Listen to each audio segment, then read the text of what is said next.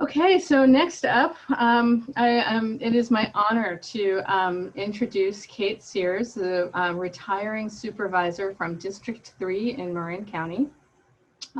Kate has been a tremendous friend to the One Tam partnership over the years and has been out front paving the way on issues related to climate change and creating opportunities for people to really engage deeply in these issues and connect with each other to think about the very complex problems in front of us. So with that, I turn the mic over to Kate. Good morning, we can hear you. I just wanted to make sure. Thank you. And thank you so much for having me this morning to share some thoughts and perspectives. So as a county supervisor, as we all know, 2020 has thrown more challenges at us than we ever could have imagined. The COVID-19 pandemic, financial impacts to the economy and the county budget, racial justice and inequity issues, these seem like more challenges than we could handle all at once. But then came extreme heat, threatened power outages, wildfires burning everywhere, smoky, unhealthy air, and the dark apocalyptic skies of September 19. And here we are again this week with hot weather, gusty winds, red flag warnings, and power shutoffs in some parts of the Bay Area. While COVID-19 has shined a strong light on existing inequities of age, health, race, and financial capacity, extreme heat and wildfires are making apparent the reality of climate change. COVID-19 has caused many of us to re-examine how we live in the world, to question the noise and frenetic pace of life when we were not sheltering in place, to admit our failure to address ongoing racial and social inequities, and as county government, to take action to support those most affected by the pandemic and its economic impacts. Climate change and the heat, drought, wildfires, and sea level rise it brings will require us to rethink virtually every aspect of daily life.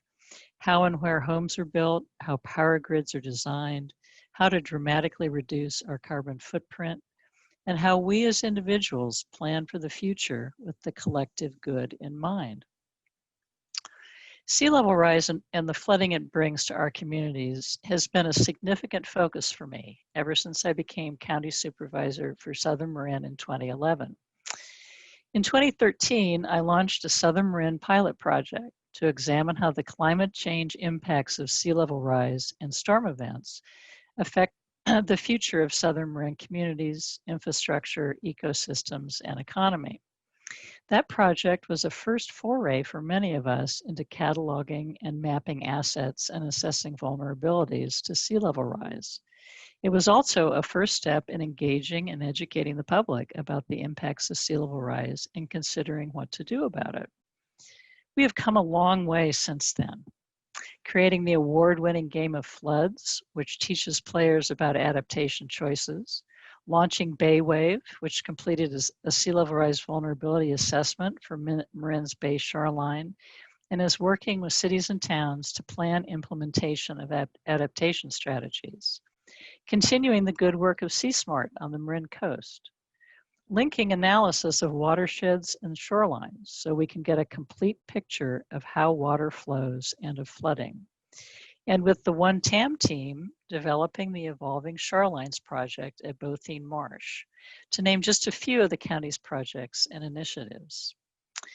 Through all of this, we have retained a laser focus on public awareness and engagement, on science-based analysis and planning, and a keen sense of the complexities of adaptation options and the financial challenges to implementing adaptation projects.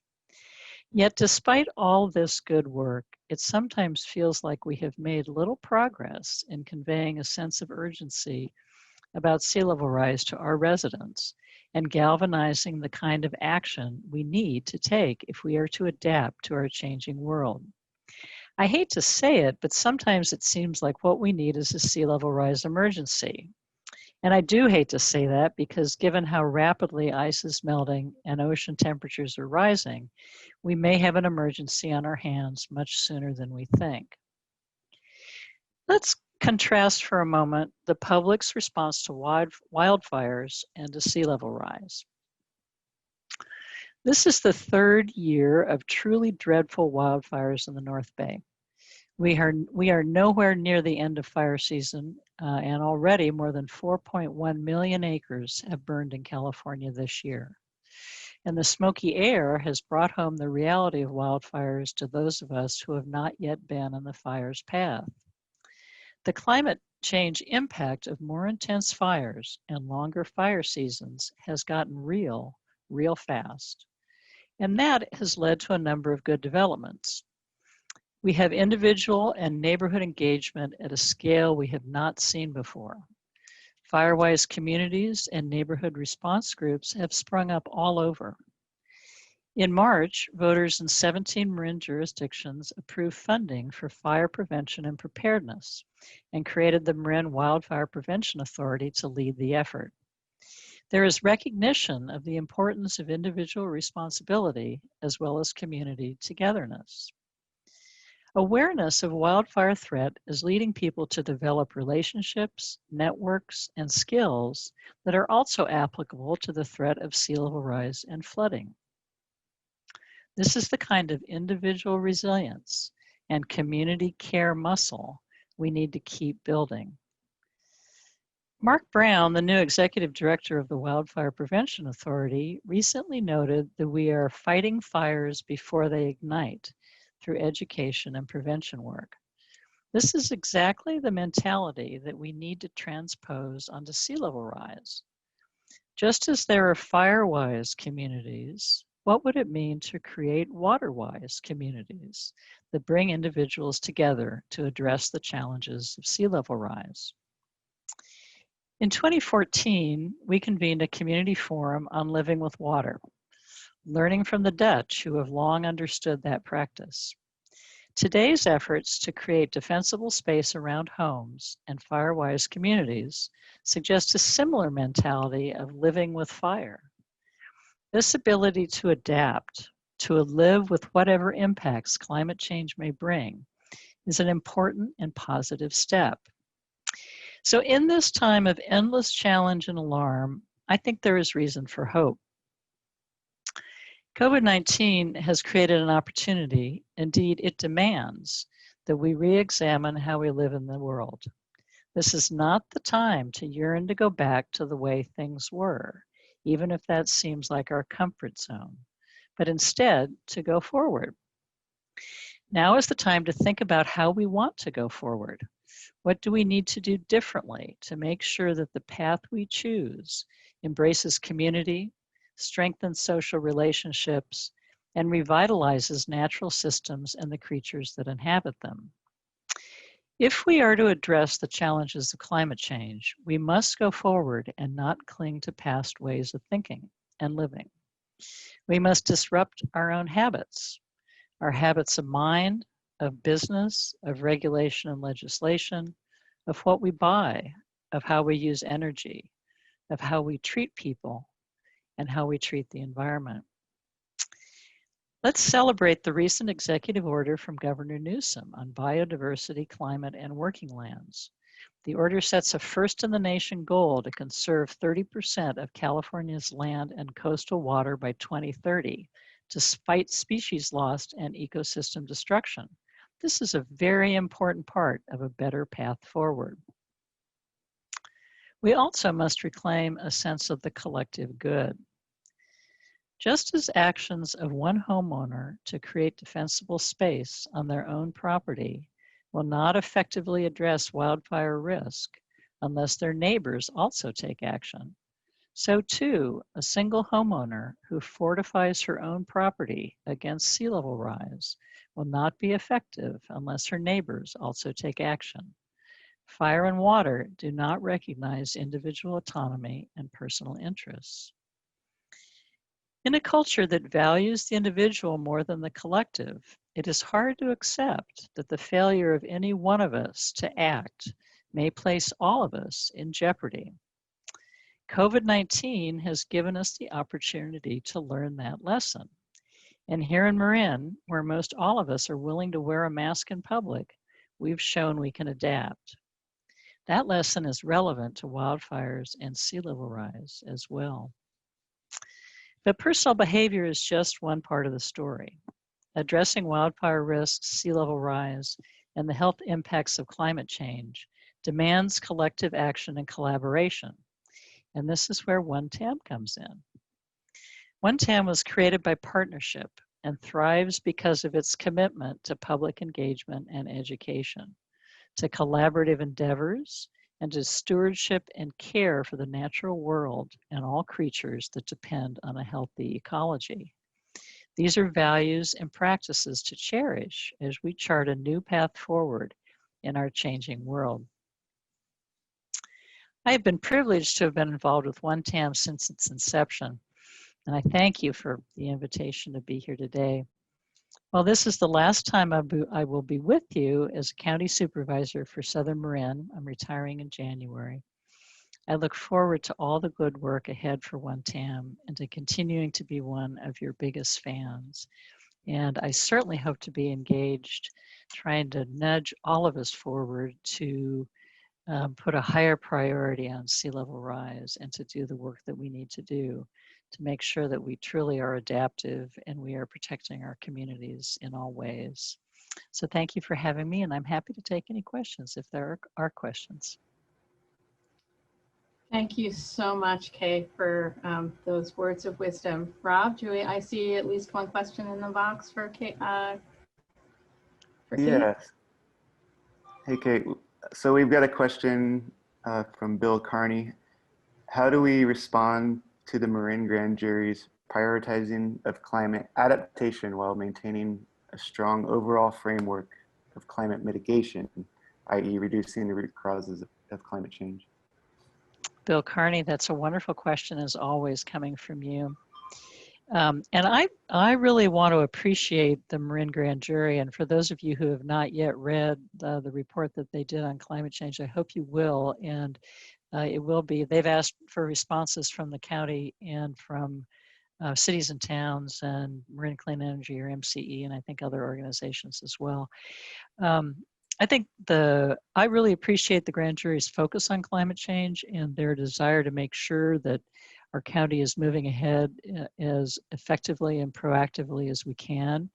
And I think they have many good suggestions. As we know, it's important for us to look at adaptation measures, as we're talking about today with respect to sea level rise, and also really focus on mitigation, as we're doing in our Drawdown Marin initiative, which I really should have had on my list of initiatives, but I didn't, because it was the mitigation side. And to me, frankly, so I'm very positive about what the Grand Jury suggested, and I think much of what they are encouraging us to do is to be better coordinated and to plan more holistically.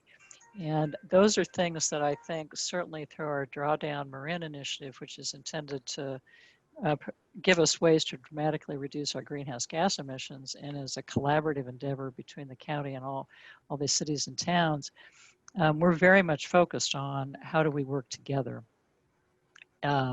But there obviously is a lot of work that we need to do on the adaptation side, and we're doing it in Baywave in encouraging jurisdictions to also work together.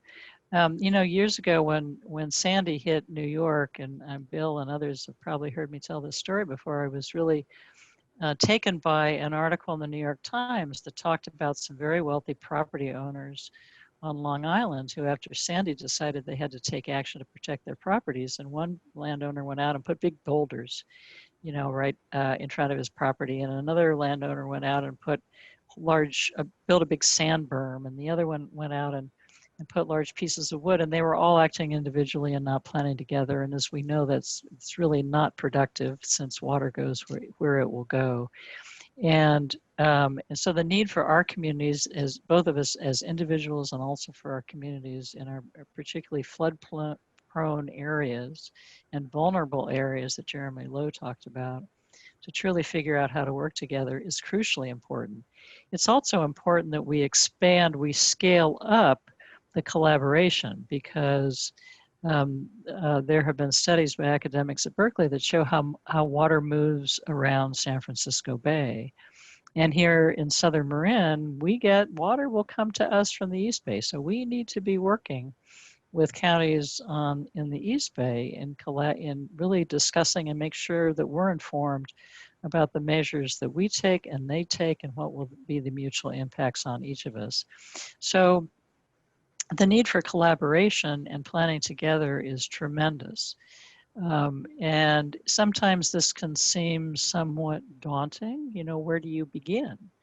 But, you know, one of the things that we are doing through Baywave is focusing on the impact of sea level rise and flooding on our transportation networks. And that provides a very real and tangible sort of jumping off point for planning Bay Area wide, just looking at transportation. And I think finding these ways that knit our communities together, that provide a way for us to start thinking and planning and conversing and discussing is very helpful. So I may have sort of talked around your question, Bill, but I think there's a lot of good in the grand jury's report, and I appreciate their thoughtfulness. Thank you so much, Kate. And I think a lot of what you've spoken to gives us some really concrete next steps that we can take. And some of what's sort of like showing up in the Q&A right now are more comments than questions. And some of those comments really speak to the need to heighten that sense of urgency and step up the speed with which we step into this solution space. And our next presentation, the youth from the Link alums, I think really point to that need.